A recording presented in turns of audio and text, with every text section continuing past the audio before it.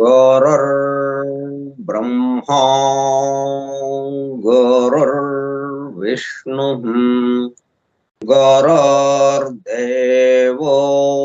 महेश्वरः गुरुः साक्षात् परं ब्रह्मा तस्मै श्री गुरवे नमः। व्यासं वसिष्ठनप्तारं शक्तेः पौत्रमकल्मषं पराशरात्मजं वन्दे सुकतातं तपोनिधिम्। शुक्लाम्बरधरं विष्णुं शशिवर्णं चतुर्भुजं प्रसन्नवदनं ध्यायेत् सर्वविघ्नोपशान्तये। अगज आनन पद्मार्कं गजाननमहर्निशम् अनेकदं तं भक्तानाम् एकदन्तमुपास्महे। वक्रतुण्ड महाकाय कोटिसूर्यसमप्रभा निर्विघ्नं कुरु मे देवा सर्वकार्येषु सर्वदा।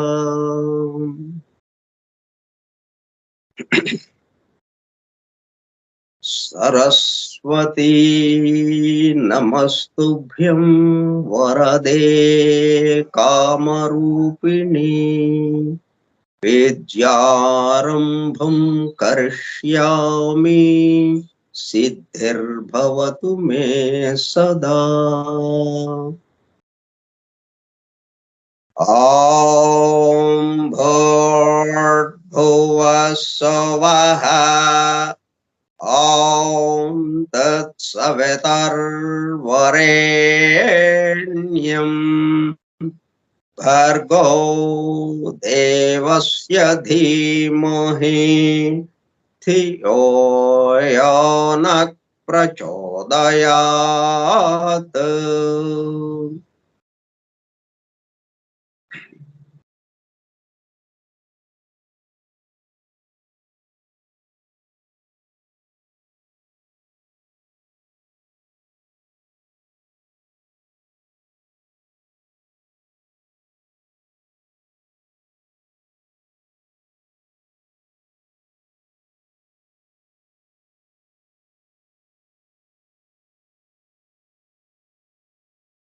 Vasudev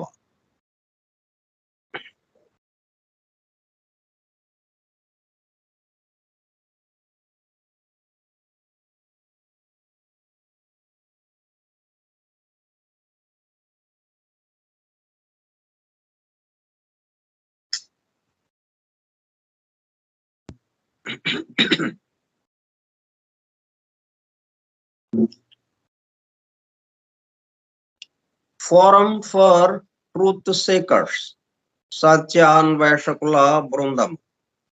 foundations of esoteric philosophy, నిగూఢ తత్వశాస్త్ర మూలము.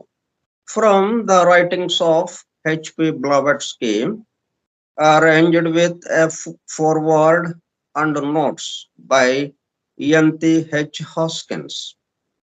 గ్రంథ పఠనము, అధ్యయనము, అవగాహన, ఆత్మదర్శనము కార్యక్రమం. 21వ పాఠము 11/5/2022 బుధవారము సాయంత్రం 4:30 గంటలు. నిగూఢ తత్వశాస్త్ర మూలము స్కైప్ గ్రూప్ లో సుదూర ప్రాంతాలలో ఎవరింట్లో వారు హాయిగా విశ్రాంతి తీసుకుంటూ ఏకకాలంలో ఒకేసారి ఏమి చేస్తున్నాము? వింటున్నాము. ఏమి వింటున్నాము? శాస్త్ర సాంకేతిక రంగములలో ఎంతో వేగముగా పురోగమిస్తున్న ప్రస్తుత కాలములోని మానవాళి అదే వేగముతో ఆధ్యాత్మిక రంగములో కూడా పురోగమించుటకు వీలుగా ప్రపంచంలోని అన్ని జాతుల, మతముల పవిత్ర గ్రంథములలో పొడుపు కథల రూపములో అర్థము అయి అవనట్లుగా ఉన్న సృష్టి రహస్యములను బహిర్గతం చేసి మానవాళికి అందించి వాటి అవగాహన ద్వారా ఆత్మదర్శనము పొందుట అను దివ్య ప్రణాళికను అమలు చేయుటకు పరమ గురువులచే ఎన్నుకొనబడిన మేడం హెలెనా పెట్రోవ్నా బ్లవాట్స్కీ తన జీవిత కాలమంతా శ్రమించి తన మాతృభాష కాని ఇంగ్లీషు భాషలో అత్యద్భుతముగా మానవాళికి అందించిన Isis unveiled, the secret doctrine, the voice of the silence, the key to theosophy గ్రంథములు అధ్యయనము చేసి వాటిలో ఇవ్వబడిన విషయములు పూర్తిగా అర్థము కాకపోవుటచే అతి నిగూఢములైన సృష్టి రహస్యములు, వాటి మూలము, గ్రంథ హృదయమును చేరు పద్ధతులు తెలుసుకోవాలనే తీవ్ర ఇచ్చగల కొందరు సత్యాన్వేషకులు ఆమె చివరి సంవత్సరాలలో ఆమె వద్దకు చేరి ఆమెతో సంభాషించుచు ప్రశ్న సమాధానము సంవాద రూపములో ఎన్నో నిగూఢములైన విషయములను మరింత లోతుగా తెలుసుకుని సత్యమును చేరుటకు ప్రయత్నించారు.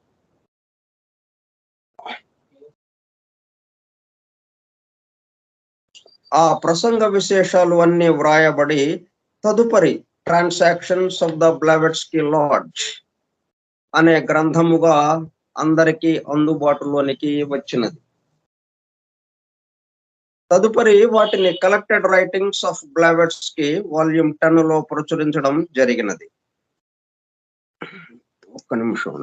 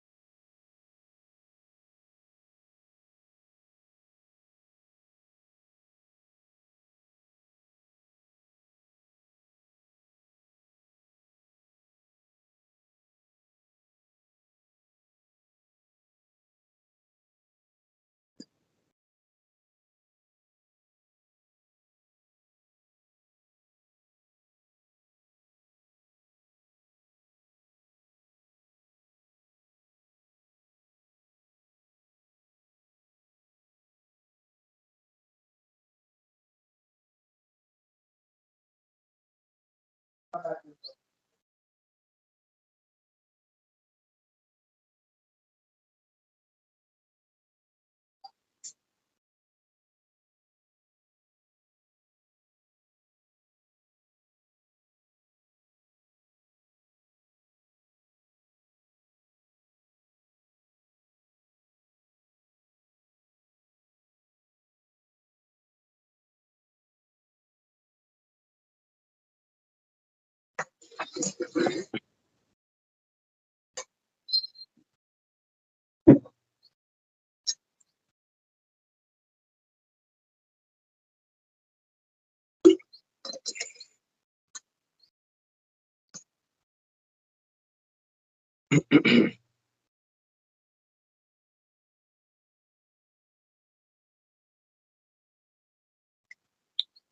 బృందంలోని ఒక సోదరుడు కమాండర్ రాబర్ట్ బోవెన్ ఆమె వివరించుచుండగా తాను స్వయముగా వ్రాసుకున్న నోట్స్ను ఆమె దేహము విడచుటకు 3 వారముల ముందు ఆమెకు చూపించగా అతను చూపిస్తున్న శ్రద్ధకు మురిసిపోతూ చేసిన కృషిని మెచ్చుకున్నట్లుగా అదే సమయంలో ఆ నోట్స్ కు తన అంగీకారమును తెలుపుతున్నట్లుగా తల ఊపుచూ ఒక చిరునవ్వు నవ్వాను. తదుపరి కాలంలో మరుగున పడిపోయిన ఆ నోట్స్ ను 40 సంవత్సరముల తదుపరి వారి కుమారుడు కెప్టెన్ పిజి బోవెన్ వెలుగులోనికి తీసుకువచ్చి దివ్య జ్ఞాన అధ్యయన పరులకు భవిష్యత్తు తరాలకు ఎంతో మేలు చేశారు. ప్రథమముగా 1932 సంవత్సరంలో థియోసఫీ ఇన్ ఐర్లాండ్ మ్యాగజైన్ లో ప్రచురింపబడినది. ఫ్యాన్ తిరుగుతుంది కానీ గాలి మాకు రావట్లేదండి. దీని మీద ఫ్యాన్ తిరుగుతూ ఉంది, గాలి మాత్రం రావట్లేదు మాకు.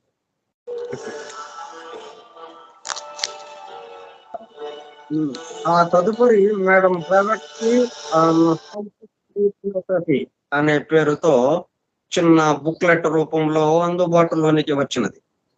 అపార జ్ఞాన సంపదతో అలరారుతున్న గ్రంథ సముదాయములో అందించబడిన విషయముల మొత్తమునకు అసలు మూలము ఏమిటి అనే విషయము ఆకళింపు చేసుకొనుటకు ఆ గ్రంథములలోనే అక్కడక్కడ నెంబర్డ్ స్టేట్మెంట్స్ అండ్ ప్రిన్సిపల్స్ ఉదహరించబడినవని, వాటి ద్వారా మూలము వద్దకు చేరుకోవచ్చునని మేడం బ్లావెట్స్కీ తెలిపినారు. దానికి అనుగుణముగానే ఇంగ్లాండ్కు చెందిన ఈఎన్టీహెచ్ హాస్కిన్స్ అనునామే ఆ నెంబర్డ్ స్టేట్మెంట్స్ అండ్ ప్రిన్సిపల్స్ ను ప్రధానముగా ద సీక్రెట్ డాక్ట్రిన్ నుండి 7 ముఖ్య అంశములను, ఐసిస్ అన్వైల్డ్ నుండి 10 సంక్షిప్త అంశములను సేకరించి ప్రతిదానికి తాను స్వయముగా వ్రాసుకున్న వ్యాఖ్యను జత చేస్తూ foundations of esoteric philosophy from the writings of H P Blavatsky అను పేరుతో గ్రంథముగా కూర్పు చేయడం జరిగినది. వాటితో పాటు కమాండర్ రాబర్ట్ బోవెన్ వ్రాసి బ్లావెట్స్కీ ఆమోదము పొందిన నోట్స్ ను అనుబంధము ఏగా గ్రంథము చివర చేర్చడం జరిగినది. చివరగా గ్లాసరీ పారిభాషిక పదకోశము అనుబంధము బిగా చేర్చబడినది. ఈ విధముగా దివ్య జ్ఞానమును అధ్యయనము చేయు పద్ధతులు, వాటి ద్వారా మూలమునకు చేరి అనగా సత్యమును చేరి సత్య స్వరూపముగా మారుటకు కావలసిన సూచనలను తెలుపుతున్న గ్రంథరాజమును పఠిస్తూ అధ్యయనము చేయుచుండగా అత్యంత శ్రద్ధాసక్తులతో మేడం హెలెనా పెట్రోవ్నా బ్లావెట్స్కీ చెప్పుచుండగా ఆమె చుట్టూ చేరిన సత్యాన్వేషకుల బృందము వలె చెవియొగ్గి వినుచున్న అనగా ఒళ్ళంతా చెవులు చేసుకుని వినుచున్న ప్రియ సత్యాన్వేషక సోదర శ్రోతలకు నమస్కారం.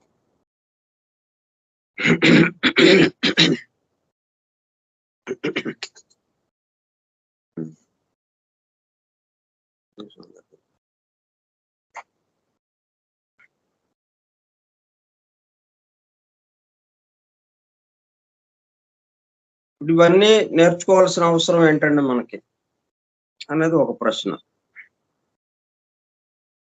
మన పిల్లల్ని స్కూళ్ళలో చేర్చడం ఎందుకండి? వాళ్ళని మూడో సంవత్సరంలోనే స్కూళ్ళలో చేర్చి చదువు, చదువని వాళ్ళని తరమటం దేనికి?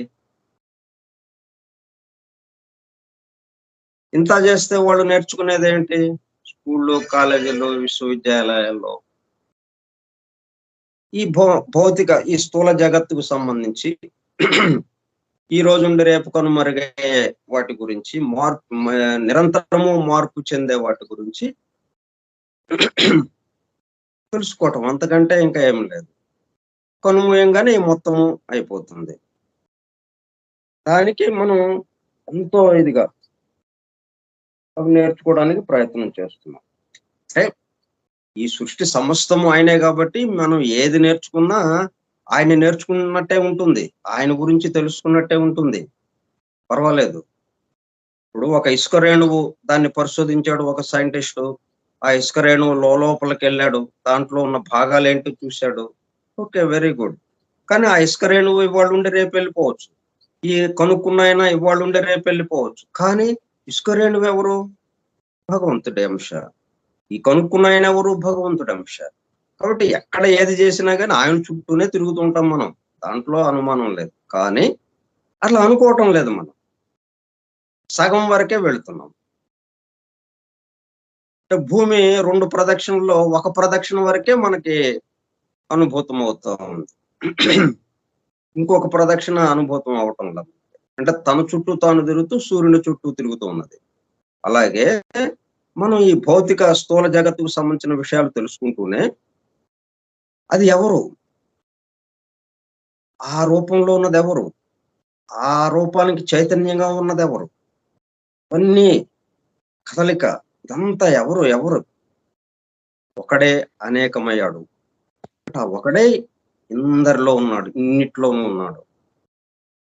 ఆ ఒకడే మనకి ఏది తెలుసుకుంటున్నా ఆ ఒకడి గురించే అన్నట్టుగా. ఈ భౌతిక విషయాలు స్థూల జగత్తుకు సంబంధించి తెలుసుకుంటూ, అదే సమయంలో దానికి ఇది కూడా జత చేయాలి. ఇప్పుడు మనం జీవితమంతా నేర్చుకోవడానికి ప్రయత్నం చేస్తున్నాం. కానీ అదంతా ఏంటన్నమాట సగమే. సగం అవుతా ఉంది. అదే. కాబట్టి మనకి చదువు ఎంత అవసరమని మనం చిన్నప్పటి నుంచే వాళ్ళని స్కూళ్ళకి తోలేసి, వాళ్ళ ఎంటబడి చదువు, చదువు అని ఇది చేస్తున్నాము మరి. మనం ఊరుకుంటున్నామా మనం? వాళ్ళు స్కూలుకెళ్ళంలే అంటే వాడిని ఏదో ఒక రకంగా స్కూలుకెళ్ళేటట్టుగా చేస్తున్నాం. అంటే అంత నేర్చుకునేటట్టుగా మనం ప్రయత్నం చేస్తున్నాం. మరి అట్లాగే ఈ ఆధ్యాత్మిక విద్య గూడా. అంటే ఏదైతే మనం మర్చిపోయి, ఏ విషయాన్నైతే మనం టచ్ చేయటం లేదో, సగం వరకు వెళ్లి ఆగిపోతున్నామో, ఆ మిగతా సగాన్ని పూర్తి చేయటానికి ఈ ఆధ్యాత్మిక విద్య వచ్చింది. కాబట్టి మనం ఆ సగం చదువుతో పాటు ఈ సగాన్ని గూడా నేర్చుకుంటే సంపూర్ణమవుతుంది. ఈ 2 సగాలు కలిసి పూర్ణమవుతుంది. కాబట్టి ఇది గూడా నేర్చుకోవాల్సిన అవసరం ఉన్నది. ఇది నేర్చుకోకుండా సంపూర్ణము అన్నది లేదు. ఆఫ్ అయిపోతుంది. సగం సగం అయిపోతుంది. మనం సగం సగం అంటే మనకి అంతగా నచ్చదు గదా! మనకి పూర్ణం కావాలి. పూర్తిగా కావాలి. సంపూర్తిగా, సంపూర్ణంగా. ఏదైనా గాని ఏదో కొంచెం ఇచ్చి చాలండి ఎళ్ళండంటే మనం ఊరుకోం. మాకు సరిపడా పూర్ణంగా ఇవ్వండి. మాకు సంపూర్ణంగా ఇవ్వండి అంటాం ఎక్కడికెళ్ళినా. అట్లాగే మరి ఈ విద్య గూడా. అందువల్ల ఇది చాలా అవసరం. మనం నేర్చుకోవాల్సిన అవసరం ఉన్నది. తర్వాత మనం ఇప్పుడు 3 ప్రతిపాదనల గురించి చూస్తున్నాము. మొదటి ప్రతిపాదన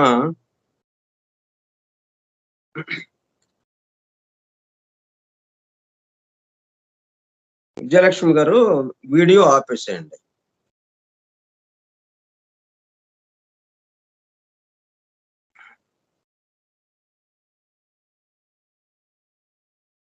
ద సీక్రెట్ డాక్టర్ 3 ముఖ్య ప్రతిపాదనలు చేసింది.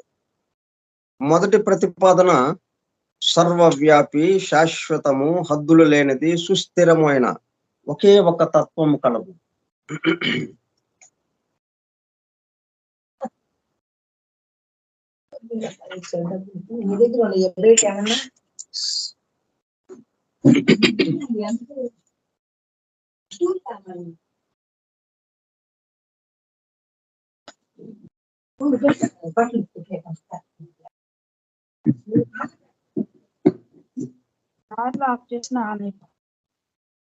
సర్వవ్యాపి, శాశ్వతము, హద్దులు లేనిది, సుస్థిరమైన ఒకే ఒక తత్వం కలదు. అది మాటలకు అందనిది, మనసు బుద్ధికి దొరకనిది, ఊహాతీతమైనది. ఈ తత్వాన్ని అగ్రాహ్యం, అవాచ్యం, అలక్షణం, అచింత్యం అనే మాండూక్యోపనిషత్తు వివరించింది. ఈ తత్వాన్ని గురించి మరింత లోతుగా పరిశీలిద్దాం.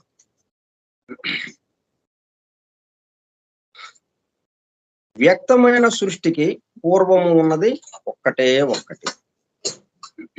వ్యక్తమైన సృష్టికి పూర్వము ఉన్నది ఒకటే ఒకటి.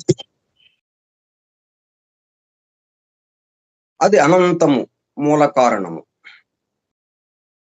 దీన్ని పాశ్చాత్య తత్వవేత్తలు రూట్లెస్ రూట్, కారణము లేని కారణము, వేరు లేని వేరు అనియు, అన్కాన్షియస్, అన్నోవబుల్, నా ప్రజ్ఞం, అగ్రాహ్యం అని వర్ణించారు. ఈ తత్వమే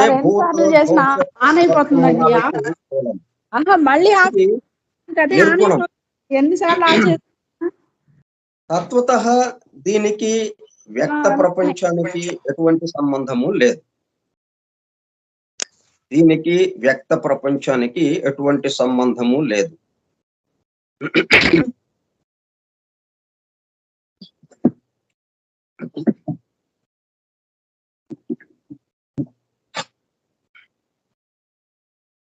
తత్వతః దీనికి వ్యక్త ప్రపంచానికి ఎటువంటి సంబంధము లేదు. కానీ మనం ఏం చెప్పుకుంటున్నాం ఇక్కడ? ఒకడే అనేకమయ్యాడు. కాబట్టి ఇక్కడ ఉన్నదంతా ఎవరు? మరి ఆయనే. కాకపోతే తత్వంలో తేడా. అంటే అక్కడ ఉన్న లక్షణాలకి, అక్కడ ఉన్న గుణాలకి, సృష్టికి ప్రారంభానికి, సృష్టి సృష్టింపబడక ముందు ఎల్లప్పుడూ ఉండేది ఏదైతే ఉందో అక్కడ ఉన్న లక్షణాలకి, అక్కడ ఉన్న గుణాలకి, సృష్టిగా వచ్చిన తర్వాత పరిమితులకు లోబడినప్పుడు ఇక్కడ ఉన్న గుణాలకి కొంచెం తేడా ఉండొచ్చు. స్థితి భేదము, అంతకంటే ఏం లేదు. నీరు మంచుగడ్డ కట్టుకుంది, స్థితి భేదం. నీటికి మంచుగడ్డకి ఏమీ, నీరే మంచుగడ్డగా వచ్చింది. ఇంకా దీని మంచుగడ్డని నువ్వు చాలా తక్కువ దాని అని ఎలాగంటాం మనం? భగవతత్వమే, భగవదంశే ఇలా మొత్తంగా వచ్చింది. కానీ మంచుగడ్డలాగా ఉంది, లక్షణాలు పూర్తిగా తగ్గిపోయినాయి. అందుకని దీన్ని తోసిరాజు అంటామా? లేదు కదా.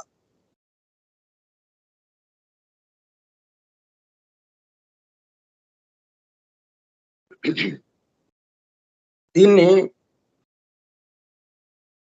రూట్లెస్ రూట్, అన్కాన్షియస్, అన్నోవబుల్ అని వర్ణించారు. ఈ తత్వమే భూత భవిష్యత్తు వర్తమానాలకు మూలము.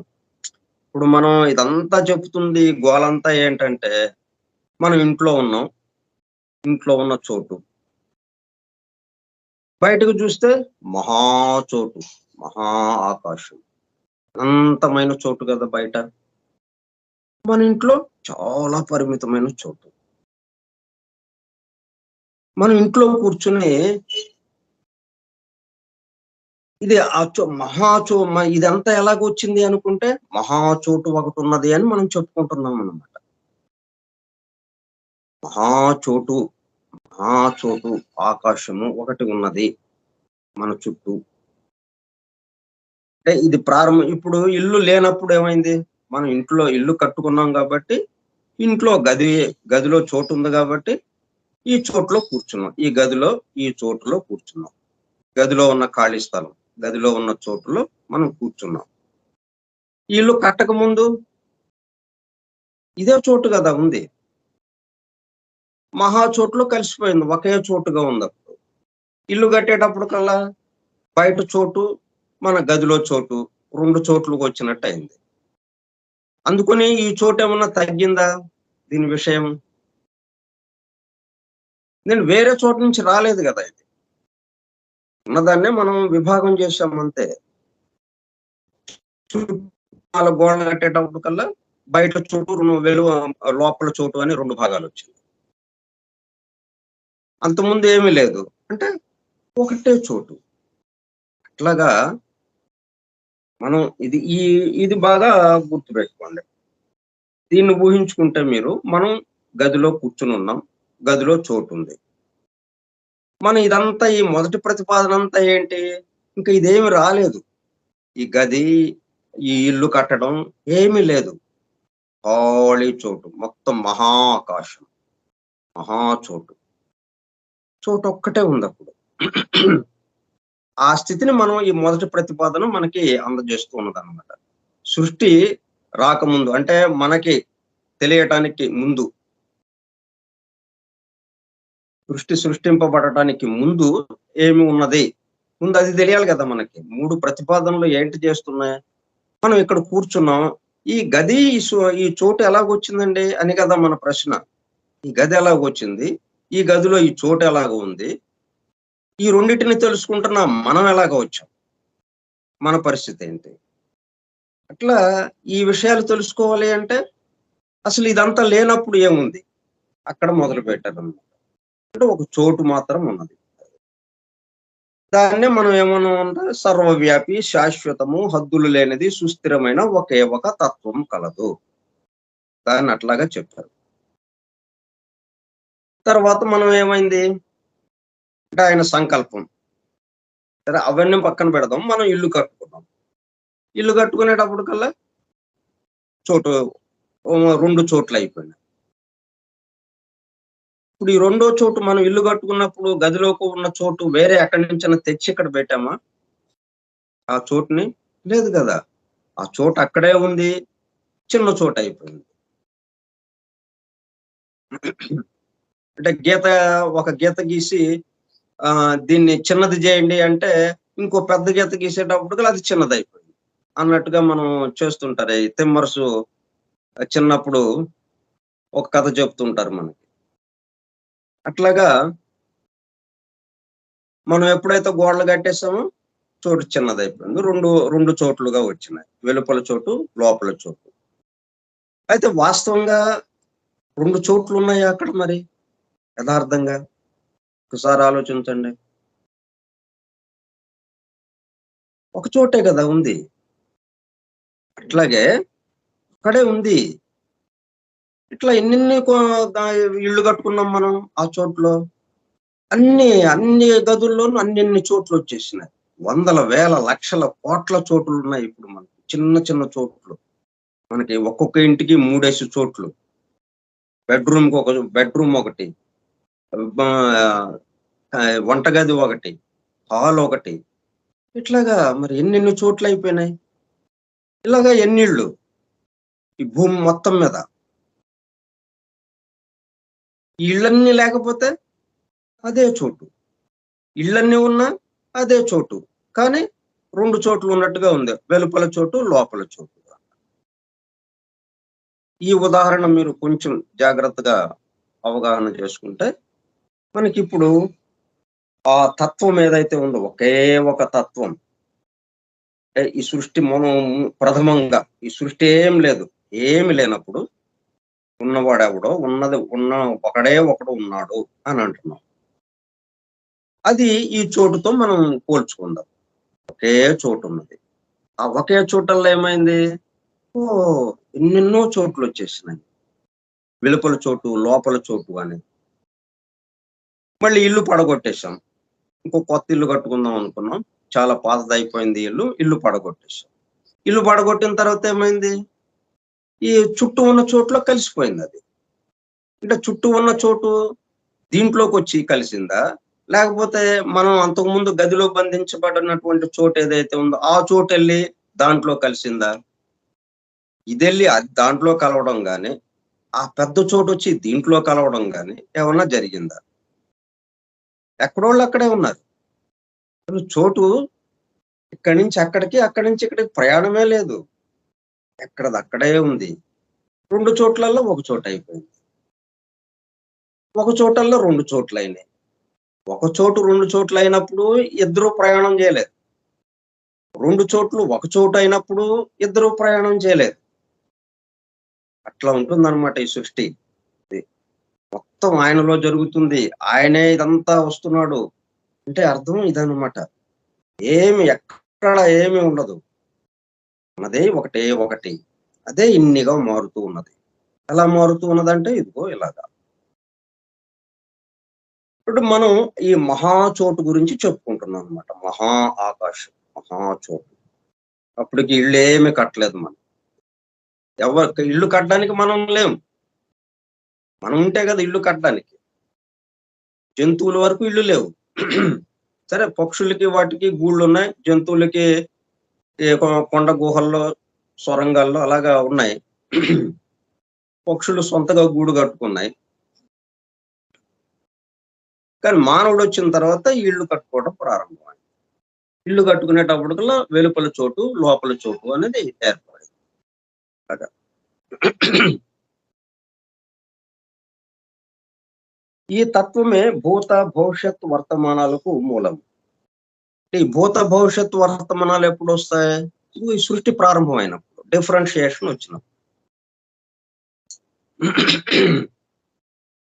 ఇది నిర్గుణము తత్వతః. దీనికి వ్యక్త ప్రపంచానికి ఎటువంటి సంబంధము లేదు. ఇది ఇక్కడ మనం కొంచెం జాగ్రత్తగా ఆలోచించాలి. దీనికి వ్యక్త ప్రపంచానికి ఎటువంటి సంబంధము లేదు. అంటే మనం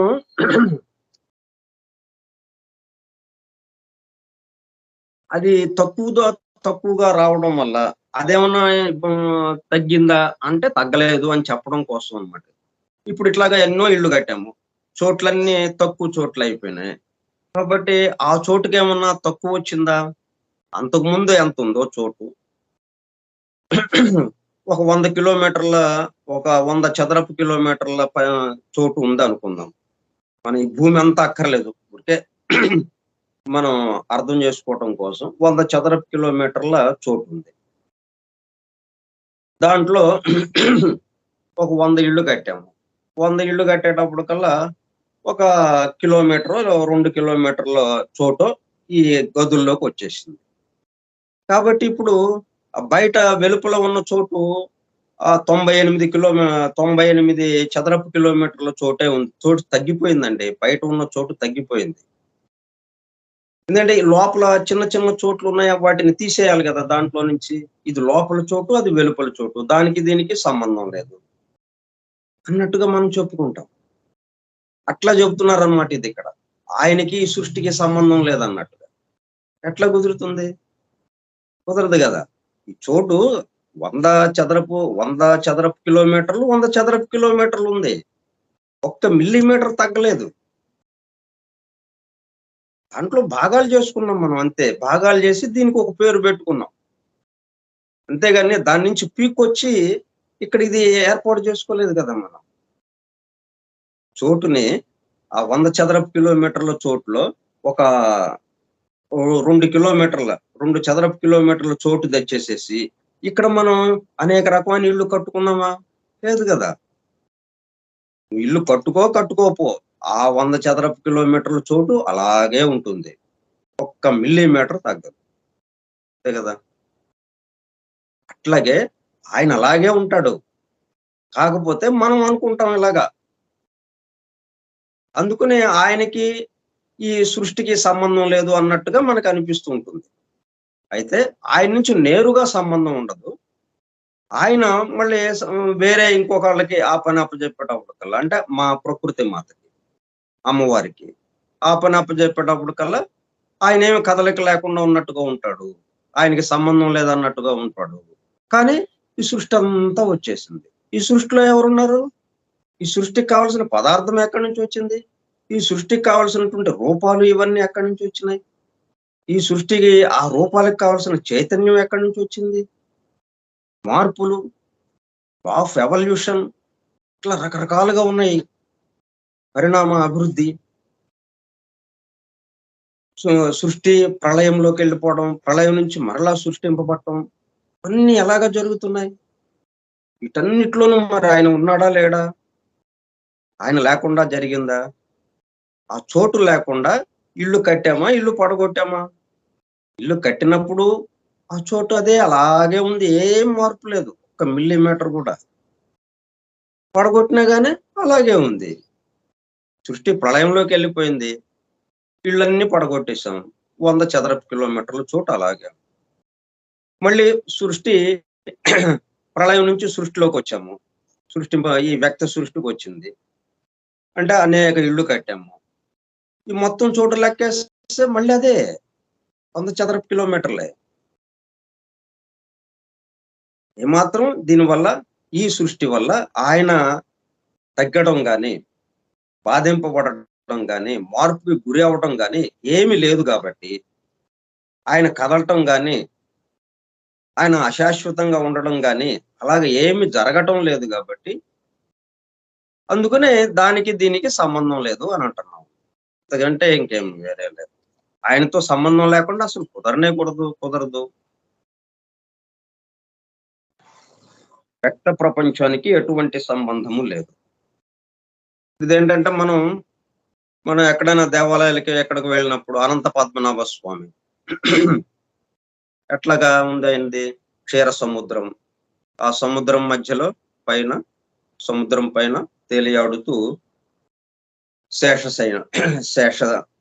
శేషుడు, అనంత శేషుడు ఆయన చుట్టలు చుట్టుకుని అలాగ ఉంటే, ఆయన మీద ఈయన పడుకుని శయన భంగిములో పడుకుని అలాగా నిద్రపోతున్నట్టుగా ఉన్నాడు ఆయన విష్ణుమూర్తి. అంటే ఆయన కాళ్ళు పట్టుతూ అమ్మవారు ఉన్నారు. కాళ్ళు పట్టడం అంటే అర్థం ఏంటి? ఆ పాదాలు పట్టడం, కాళ్ళు పట్టడం అంటే ఆ సేవ చేస్తూ ఉంది అన్నట్టుగా మనం తేలిగ్గా తీయటం కాదు. పాదము అంటే 4వ భాగం వ్యక్త సృష్టి. 3 భాగాలు సూక్ష్మంగా ఉంటుంది, సూక్ష్మ లోకాల్లో. మనకి వ్యక్తమయ్యేది, మనకి తెలిసేది ఓన్లీ 1/4. 4వ భాగం మాత్రమే మనకి తెలుస్తుంది. ఆ 4వ దాన్ని పాదము అంటాం. అందుకని దానికి సంకేతంగా పాదాన్ని నొక్కుతున్నట్టుగా, పాదానికి సేవ చేస్తున్నట్టుగా. అంటే అమ్మవారు ఏంటి? ఈ సృష్టికి సేవ చేస్తున్నట్టుగా అలాగా రూపింపబడింది. అలాగా సంకేతంగా ఆమెను అక్కడ కూర్చోబెట్టారు. లేదా ఆయన హృదయంలో మళ్ళీ అమ్మవారు ఉన్నారు. అది చూడండి మరి. వక్షస్థలంలో అమ్మవారు ఉన్నారు, పాదం దగ్గర అమ్మవారు ఉన్నారు. తర్వాత నాభి నుంచి ఒక పద్మం ఉద్భవించింది. ఆ పద్మంలో పద్మాసనుడు అంటే బ్రహ్మ అక్కడ ఉన్నాడు. ఇదంతా స్టేజ్ తయారైందనమాట. అంటే సృష్టి లేనప్పుడు వీళ్ళు ఉంటారు, అలాగా ఉంటారు. అటువంటి దాని గురించి మనం ఈ మొదటి ప్రతిపాదనలో మనకి వివరిస్తూ ఉన్నారు. అంటే సృష్టికి పూర్వము, సృష్టింపబడక ముందు ఈ విధంగా ఉంటుంది. ఆయన ఒక్కడే ఉంటాడు. ఇక ఆయనతో పాటు వీళ్ళు ఉన్నారు అంటే ఇంకా ప్రారంభమైంది సృష్టి అని అర్థం. ఇంకా అక్కడతో ఆగిపోతుంది అనమాట. మొదటి ప్రతిపాదన అంతా కూడా ఒక్కడే ఎలాగ ఉన్నాడు అనేది మనకి చెప్తుంది. 3 ప్రతిపాదనలో మొదటి ప్రతిపాదన అంతా కూడా ఒక్కడు ఎలాగ ఉన్నాడు, ఎటువంటి లక్షణాలతో ఉన్నాడు. ఆ తర్వాత డిఫరెన్షియేషన్ ఎట్లా బిగిన్ అయింది, ఎట్లాగా ప్రారంభమైంది. అంటే మనం ఇల్లు కట్టంగానే, గోడలు కట్టంగానే 2 చోట్లు వచ్చేసినాయి. అంతకుముందు ఒక చోటే. అట్లాగా ప్రారంభమైంది. దీన్నే ప్రాజ్ఞులు సత్ అన్నారు. ఇది అచింత్యము. దీన్ని బీయింగ్ అనుట కంటే బీనెస్ అంటే అస్థి, ఉంది అంతే అనడం సబబుగా ఉంటుంది. అదేమవుతుందో తెలియదు అన్నమాట. ఉంది అంతే. అది ఎల్లప్పుడూ ఉండేది అని. అంటే చోటు ఎప్పుడు ఉంటుంది, అది చోటుకు మార్పు లేదు. ఇల్లు కట్టినా అదే చోటు. గదిలో మనం అనుకుంటున్నాం గదిలో చోటని, ఆ చోటు అనుకోవట్లేదు. ఇక్కడ తమాషా. ఆ మహాచోటు ఏదైతే ఉందో ఆ చోటుగానే ఉంది. మనం ఏదో ఈ 4 గోడలు కట్టి ఇది చిన్న చోటు, ఇది వేరే చోటు, బయట వేరే చోటు ఉంది, ఈ లోపల ఒక చోటు ఉంది, 2 చోట్లు ఉన్నాయి అని చెప్పి మనం అనుకుంటున్నాం కానీ సృష్టిలో ఉన్న జీవులు ఆ చోటు అనుకోవటం లేదు. కాబట్టి మనం కూడా ఇది ఒకటే చోటు అన్నది రావాలి మనకి. 2 చోట్లు అంటున్నాం. వెలుపలి చోటు, లోపలి చోటు అని అంటున్నాం, అని వ్యవహరిస్తున్నాం. వాస్తవంగా 2 చోట్లున్నాయా? ఒక్కటి తెలిసిపోతే చాలు మనకి. ఉన్నది ఒకే చోటు. ఉన్నది ఒకటే ఒకడు. మీరు, నేను, లక్షల కోట్లు, రకరకాల జీవులు, అణువులు, రకరకాల లోకాలు, ఎన్నెన్నో దేన్ని తీసుకున్నా గాని ఆయనతో నిండి ఉన్నది. ఆయనతో నిండి ఉందంటే అక్కడ ఏదైతే లక్షణాలు ఉన్నాయో ఆ లక్షణాలతోనే ఇక్కడ ఉండక్కర్లేదు. చోటు మహా చోటు ఉంది బయటంతా. ఎంతో విశాలంగా పెద్ద చోటు. దాని లక్షణాలు వేరుగా ఉన్నాయి. మన గదిలోది చిన్న చోటు. దీని లక్షణాలు వేరుగా ఉన్నాయి. ఇక్కడ గాలి ఆడదు. మనం ఫ్యాను, ఏసీ ఏసుకోవటం. చుట్టూ గోడలు కట్టేసుకున్నాం గాలి రాకుండా. ఇక్కడ గాలి రాదు. బయట బ్రహ్మాండమైన గాలి వస్తా ఉంటుంది. అలాగుంటాయి మరి. అట్లా అందుకని ఈ చోటు అసలైన చోటు కాదండి ఇది. ఆయనకి ఆ చోటికి, ఈ చోటికి సంబంధం లేదండి అనంటే కుదరదు గదా! అట్లా మనం ఈ సమస్త సృష్టి యందు ఉన్నది ఒకటే. సృష్టి సృష్టింపబడక ముందు ఎవరున్నారో, సృష్టి సృష్టించిన తర్వాత, సృష్టి నడుస్తుండగా ఆయనే ఉన్నాడు. సృష్టి మరలా ప్రళయంలోకి వెళ్ళినా ఆయనే ఉన్నాడు. ఆయన తప్ప ఇంకొకళ్ళు లేరు. ఆ భావం రావటం కోసం ఈ మొదటి ప్రతిపాదన పూర్తిగా ఆయన ఒక్కడు ఇలాగ ఉంటాడు. ఆయన ఒక్కడే ఇలా ఉంటాడు అని మనకి ఆ ప్రతిపాదన చేసిందన్నమాట. ఈ ప్రతిపాదనతో అయితే ఇది అంతా ఎలాగొచ్చింది? ఒకటే అనేకం ఎలాగైంది? అని నెమ్మదిగా మళ్ళీ రెండో ప్రతిపాదనలో కొంచెం అందజేస్తారు. ఆ తర్వాత మూడో ప్రతిపాదనలో మరి కొంచెం అందజేస్తారు. దాంతో మనకి సంపూర్ణమవుతుందన్నమాట.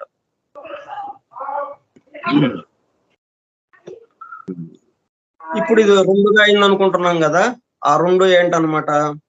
అవ్యక్త ఆకాశం లేక మహా ఆకాశం, అబ్సల్యూట్ అబ్స్ట్రాక్ట్ స్పేస్, అవ్యక్తమైన సంచలనం, అబ్సల్యూట్ అబ్స్ట్రాక్ట్ మోషన్. ఈ 2 విషయాలు మానవుని మేధస్సుకు అందనివి. అంటే 2గా వచ్చేసిందన్నమాట. 2 చోట్ల వచ్చినట్టుగా మనకి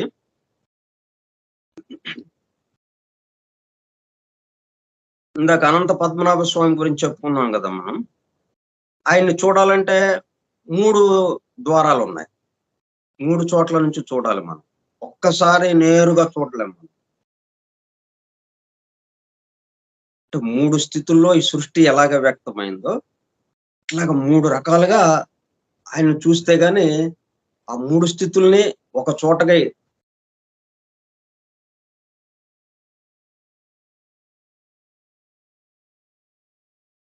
అలాగే ఈ 3 ప్రతిపాదనలు కలిపితే గాని సమగ్రమైన, సంపూర్ణమైన ఆ రూపం, ఆ సంపూర్ణమైనటువంటి అవగాహన మనకి అందుబాటులోకి రాదు. మనకి సంపూర్ణమైన అవగాహన రావాలంటే ఈ మూడిటిని కలుపుకోవాలన్నమాట. అందుకని ముందు ప్రథమంగా అసలు ఇదేది లేనప్పుడు ఎలాగా ఉంది? దాన్నే మహాకాశం అన్నాం. అది 2గా అంటే స్పేస్, టైం 2 అయినాయి అన్నమాట. ఎందుకంటే ఆయన సంకల్పము ఆయనకి సంబంధం లేదు అని ఇతను ఎందుకన్నారంటే, వ్యక్త ప్రపంచానికి తత్వతః ఈ దీనికి వ్యక్త ప్రపంచానికి ఎటువంటి సంబంధము లేదు అని అంటున్నారు గదా! అంటే ఏంటి? ఆయన ఏం చెప్పారు భగవద్గీతలో? మయాధ్యక్షేణ ప్రకృతి సూయతే సచరాచరం. ఆయన అధ్యక్షతన సమస్తం నడుస్తూ ఉంది. అమ్మవారు నడిపిస్తున్నారు సమస్తం. అమ్మవారు నడిపించడానికి ఆమెకెక్కడుంది ఆ శక్తి? ఆ తెలివి? ఇదంతా ఆ సౌందర్యం గాని అవన్నీ ఈయన నుంచి వచ్చినవి. ఈయన అలాగిస్తుంటే అధ్యక్షుడిగా ఉండి, మయాధ్యక్షేణ. అధ్యక్షుడంటే నిమిత్త మాత్రుడులాగా ఉంటాడు. ఏమీ పట్టనట్టుగా ఉంటుంది. కానీ ఆయన లేకపోతే ఏమీ లేదు. ఇప్పుడు రాష్ట్రపతి, దానికి నమూనాగా మనం మన దేశానికి రాష్ట్రపతి పాత్రను అలా పెట్టాం. రాష్ట్రపతి పదవిని ఆ పద్ధతిలో తీసుకొచ్చాం.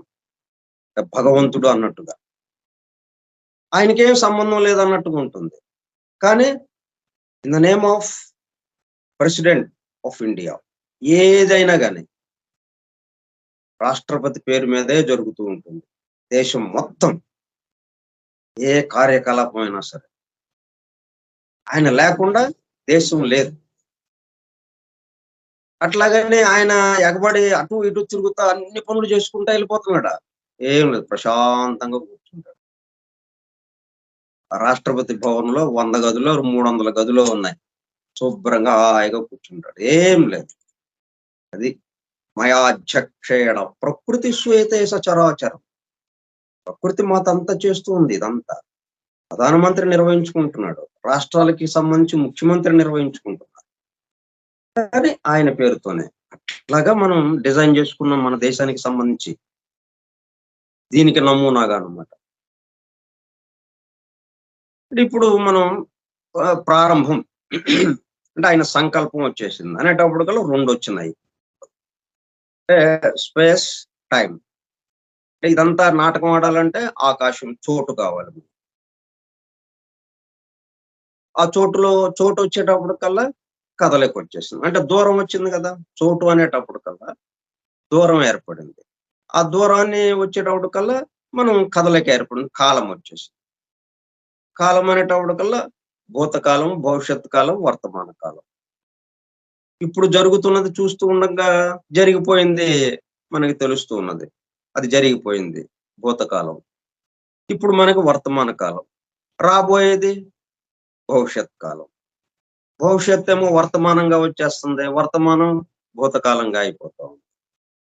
బాగా వచ్చేసిందండి. అంటే స్పేస్ అండ్ టైమ్ ఆ 2 విభాగాలు ప్రారంభంలో. ఒకడే ఉన్నాడు. ఒకడల్లా 2 అయింది. ఎట్లాగా స్పేస్ అండ్ టైమ్. అందుకే మనకి విష్ణుమూర్తికి 4 చేతుల్లో 2 చేతుల్లో ఏం పెడతారు? ఒక చేతిలో శంఖు, ఒక చేతిలో చక్రం. ఈ 2 దేనికి సంకేతం అన్నమాట? చోటుకి అంటే స్పేస్ చోటుకి ఒకటి, శంఖువు చోటు. ఎందుకంటే శబ్ద గుణకం చోటు. నేనిక్కడ మాట్లాడుతుంటే మీ దాకా వినిపిస్తా ఉంది. ఎందువల్ల ఈ శబ్దాన్ని ముందుకు తీసుకెళ్ళి ఎక్కడికి గావాలంటే అక్కడికి అన్నట్టుగా తీసుకెళ్ళగలదు ఈ శబ్దాన్ని.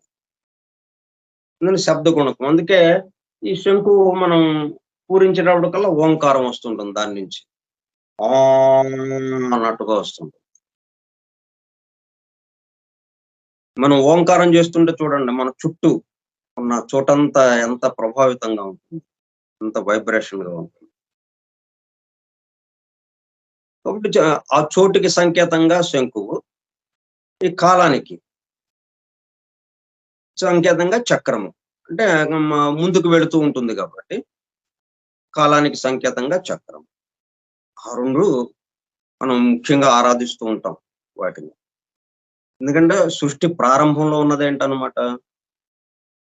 చోటు, స్పేస్ అండ్ టైమ్. కాలము, ఈ చోటు. కాలము, చోటు. ఈ 2 ఉన్నాయన్నమాట. వాటిని ఏమని చెప్తున్నారిక్కడ? అవ్యక్త ఆకాశం లేక మహా ఆకాశం. Absolute abstract space.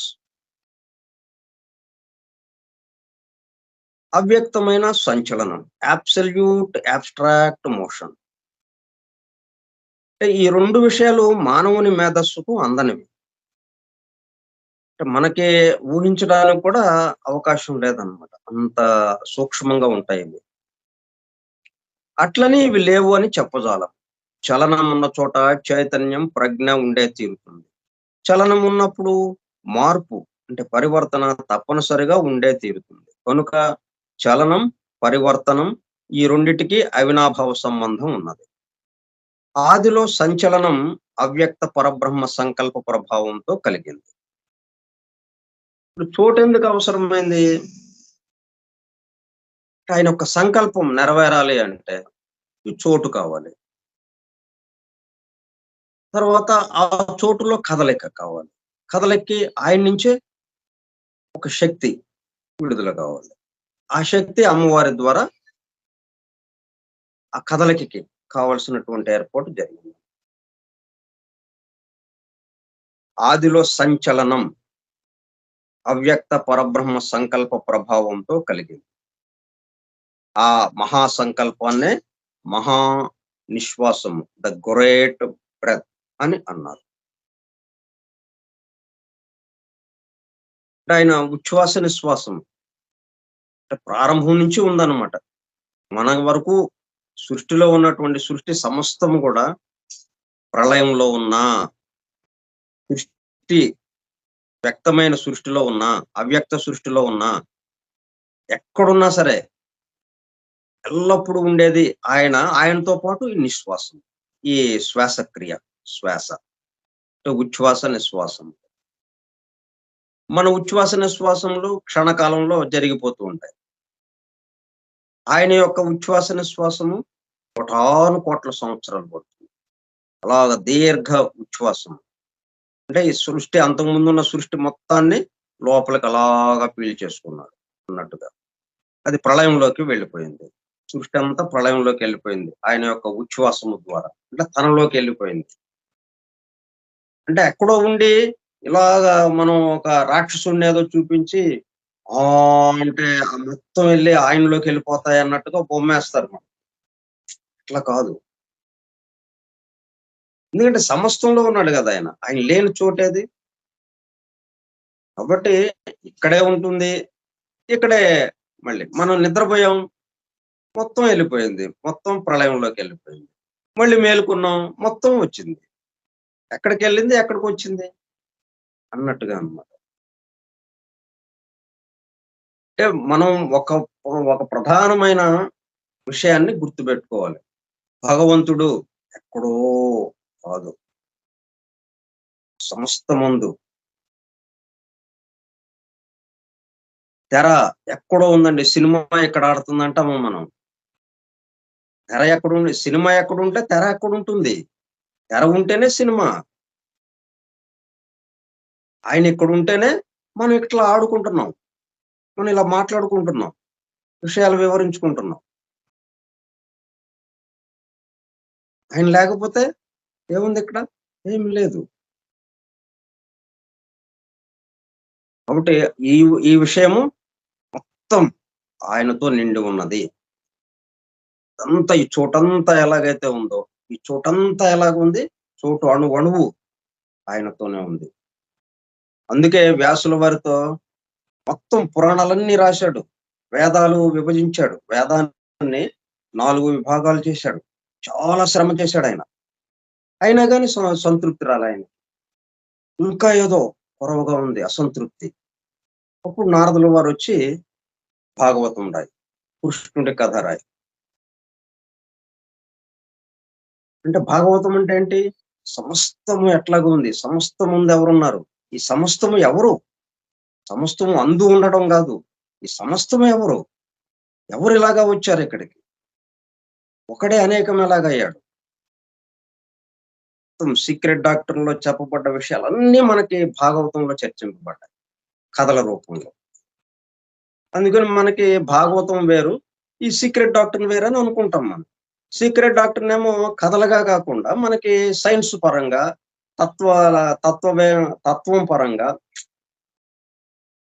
ఇప్పుడు ఫిలాసఫీ, మతము, శాస్త్రము ఈ మూడిటి పరంగా సమన్వయం చేస్తూ మనకి ఈ భౌతికంగా ఉన్నటువంటి వీళ్ళకి అర్థమయ్యేటట్టుగా, స్థూల జగత్తులో ఉన్నటువంటి సామాన్య జనులకు అర్థమయ్యేటట్టుగా వాళ్ళు ఇచ్చారు సీక్రెట్ డాక్టర్.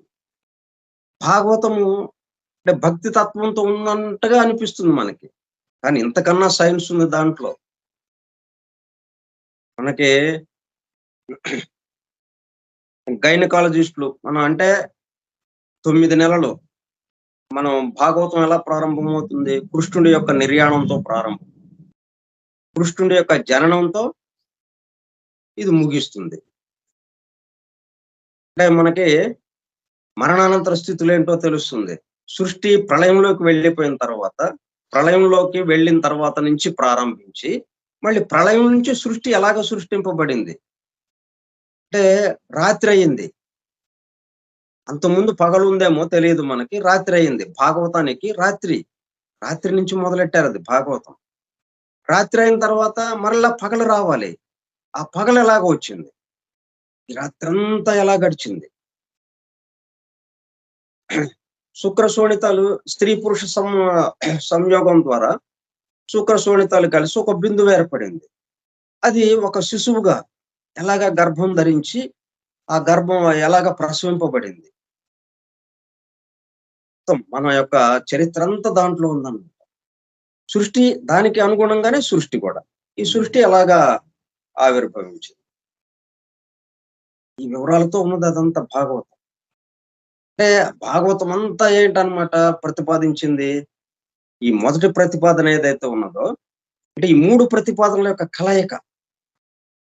ఈ మొదటి ప్రతిపాదనలో ఏదైతే మనం చెప్పుకుంటున్నామో, అది నెమ్మదిగా కిందకి ఎలాగా దిగింది. పనే ఎలాగయింది ఇదంతా సృష్టిగా ఎలాగా రూపాంతరం చెందింది. సమస్త సృష్టిగా ఎలాగా రూపాంతరం చెందింది. ఎలాగా స్థితి చెందింది. అది భాగవతం. సీక్రెట్ డాక్టర్ అదే విషయం. 2 చాలా దగ్గరగా ఉంటాయి. ఇందులో భాగవతం చదివి అప్పుడు మనం సీక్రెట్ డాక్టర్ దగ్గరికి వస్తే ఇంకా తేలిగ్గా ఉంటుంది.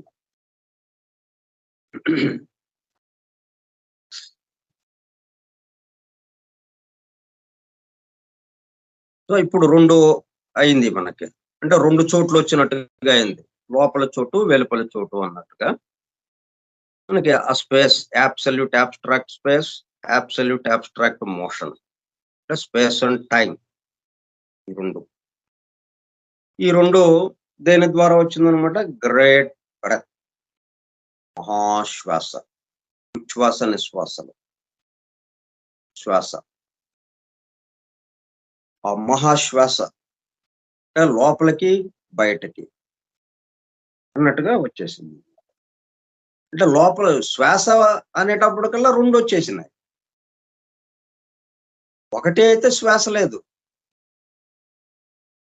శ్వాస ఉంది, శ్వాస ప్రారంభమైందంటే 2 ఉన్నట్టే కదా. లోపలికి పీల్చుకోవటం, బయటికి వదలడం. అంటే లోపల బయట. ఈ 2 చోట్లు ఉన్నట్టుగా. బయట చోటు, లోపల చోటు. ఈ రెండిటికి అనుసంధానంగా ఈ శ్వాసక్రియ. బయట నుంచి దీనికి అందివ్వటం, దీంట్లో నుంచి మళ్ళీ బయటికి అది దాన్ని రిసీవ్ చేసుకుని మిగతాది ఏదైతే ఉందో దాన్ని బయటికి పంపడం. మళ్ళీ దాంట్లో నుంచి లోపలికి తీసుకోవడం, మళ్ళీ బయటికి పంపడం. ఇలాగా.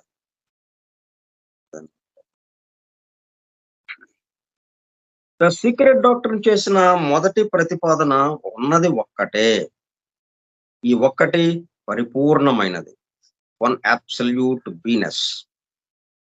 అంటే బీయింగ్ అంటే ఇక సృష్టి ప్రారంభం, సృష్టి జరుగుతూ ఉంటుంది అన్నట్టుగా.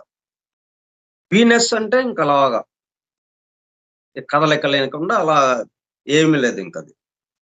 మనం రాత్రి నిద్రపోతే ఎలా ఉంటుందో అట్లాగా బీనెస్. దీనినే అస్థి అనవచ్చు. ఇది సృష్టికి కారణము. ఈ ఒక్కటిగా చెప్పబడే తత్వమే పరబ్రహ్మ. ఇది పూర్ణము, అవిభక్తము. ఇదే పరిపూర్ణ ప్రజ్ఞ. ఇదే పరిపూర్ణ చైతన్యం. ఇది రసస్వరూపం, ఎస్సెన్స్. సృష్టికి దీనికి సంబంధం లేదు. అంటే దీని వైపు నుంచి చూస్తూ చెప్తున్నారనమాట. అంటే అప్పటికి సృష్టి కూడా లేదు. అంటే నేరుగా సంబంధం లేదు అది. ఇక్కడ ఏంటంటే ఇప్పుడు 2 చోట్లు వచ్చినాయి మనకి. ఆ పెద్ద చోటు చిన్న చోటుగా మారటానికి దానికేం సంబంధం లేదుగా.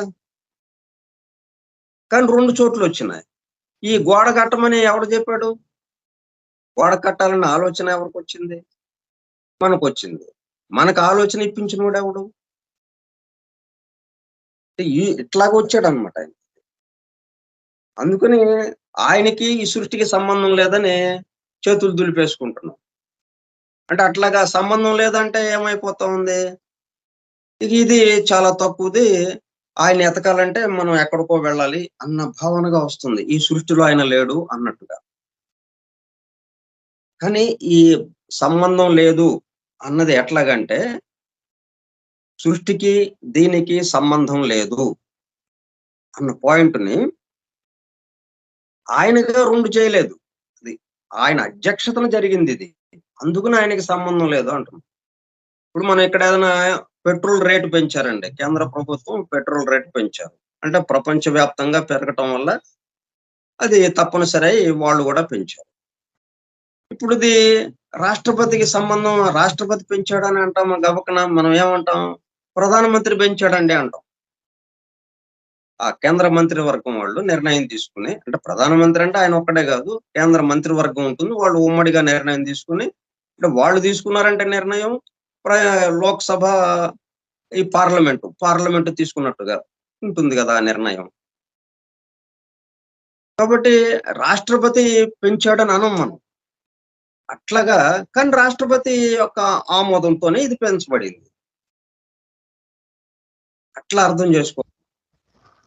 నేరుగా ఆయన నేరుగా ఆయన చిన్నదానికి ఆయన వచ్చి చేయలేదు, చేపించాడు ఆయన. అందుకని ఆయనకి సృష్టికి సంబంధం లేదని చెప్పుకుంటున్నాం. అయినా సృష్టి అంతా దీనికి పరిమితమైన ప్రతీక. ఇది అద్వితీయము, ఇది కాదు అని విచారిస్తూ పోగా ఒక స్థితిలో ప్రకృతి పురుషుడు, శక్తి ద్రవ్యము అనేవి 2 ఉన్నట్లు తోచుతుంది.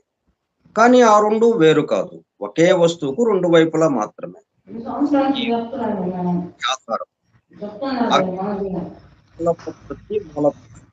వ్యక్త స్థితిలో ఇవి చరాచర నామరూపాలకు మూలమైనట్లు, అవ్యక్త స్థితిలోని మూల పురుషుడు, విరాట్ పురుషుడు చైతన్యానికి ప్రజ్ఞకు మూలాధారం. అంటే ఎలా కనెక్షన్ వచ్చిందో కూడా ఇక్కడ వివరిస్తున్నారు. దాన్ని ఇంకా కొంచెం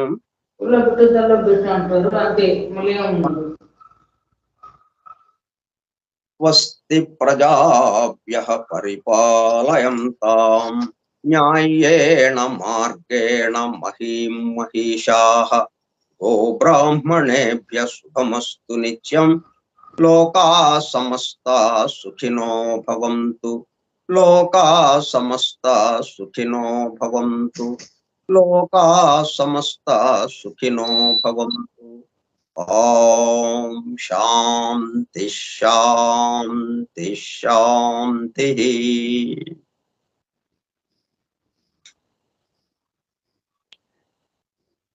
ఓపికగా విన్నటువంటి సోదర సత్యాన్వేషక బృందానికి ధన్యవాదములు.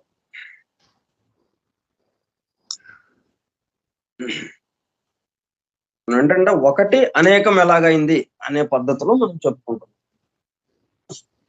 అనేకం అవడానికి ముందు ఒకటి ఎలాగుంది, ముందు అది తెలియాలిగా మనకి. ముందే అనేకంలోకి వచ్చేస్తే అసలు ఆ ఒకటేంటి, ఆ ఒకటి యొక్క గుణాలు, ఆ ఒకటి ఎలాగైంది ఇది అన్నది మనకు అందుబాటు. క్రమ పద్ధతిలో వస్తున్నాం, 3 భాగాలు చేసుకున్నాం దీన్ని. ఒకటే అన్నది ఒకటే 3 భాగాలు చేసుకుని ముందుగా ఏం చేస్తున్నాం, ఇదంతా ప్రారంభం కాకముందు ఎట్లాగా ఉంది అన్నది ఇప్పుడు మొదటి ప్రతిపాదనలో 2గా ఎలా డిఫరెన్షియేషన్ వచ్చింది అక్కడి వరకు వచ్చాం. అంటే 2 చోట్లు వచ్చినాయి. అంతకుముందే ఎన్ని చోట్లు ఉన్నాయండి, 1 చోటు. ఆ 1 చోటు కాస్త అయితే 2 చోట్లు ఉన్నాయా అక్కడ వాస్తవంగా, 1 చోటు అప్పుడు ఈజీగా అర్థమైపోతుంది అంతా కూడా. Okay sir, thank you.